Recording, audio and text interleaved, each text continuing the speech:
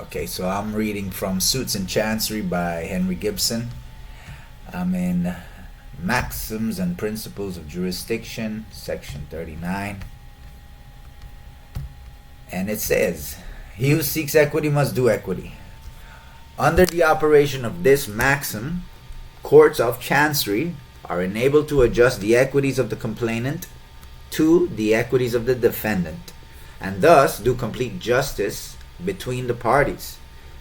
Formerly, it was the practice of the court to refuse relief to the complainant unless the complainant would acknowledge or concede or provide for the rights, claims, and demands justly belonging to the defendant, and growing out of or necessarily connected with the subject matter of the controversy.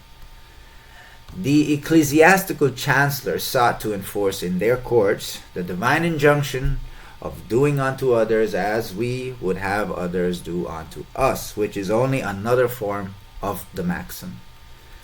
But now, the court of chancery does not wait for the complainant to offer to do equity, but acts on the supposition that, knowing the rule of the court, he is willing to do whatever equity towards the defendant the court may require of him. 1.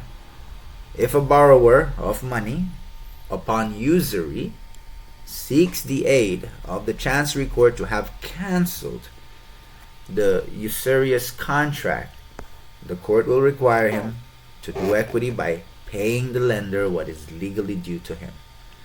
2. If a taxpayer seeks relief from an overassessment, then he must pay what is justly due. If a party seeks to have a tax deed declared a cloud, he must pay all the taxes paid by the holder of the deed. 4. If a person asks for partition, he must pay his proportion of any encumbrance removed by the defendant. 5. If a husband seeks to the aid of the chancery court to reduce his wife's personal estate to possession, he will be required to do equity to the wife by allowing the court to settle upon her for the sole and separate use of herself and children a reasonable portion of the proceeds of said estate. 6. If the owner of land allows another to make improvements thereon under the belief that he has the right, a court of chancery will compel such owner seeking to assert his title to pay for such improvements. Interesting. 7. Where a complainant seeks to have a certain fund decreed to him, he will be required, if insolvent, to pay the defendant what he owes him. 8. Where a complainant has his deed declared a mortgage, he must pay the consideration he received. Interesting. 9. Where the complainant obtains the rescission of a contract or the cancellation of an instrument, he must make the defendant whole. Wow, that was a good one. 10. Where a married woman allows a sale, she must restore the consideration. Wait, let me read that again. Where a married woman avoids a sale, she must restore the consideration she received. 11. A mortgage will not be allowed to redeem without paying an encumbrance discharged by the mortgagee. 12. A judgment will not be enjoined unless complainant pays what he owes the judgment creditor. And 13. In general, whenever a complainant seeks to recover property from which the defendant has removed an encumbrance, or to the value of which the defendant has added in good faith, relief will be granted the complainant only on condition that the defendant be reimbursed to the extent the complainant has been by him benefited. It will thus be seen that, in giving the complainant relief, a court of chancery will require of him whatever the defendant may, in good reason and good conscience, be entitled to in reference to the subject matter of the suit, although this requirement may be one the court would not otherwise enforce. The condition thus imposed on the complainant is, as it were, the price of the decree the court gives him.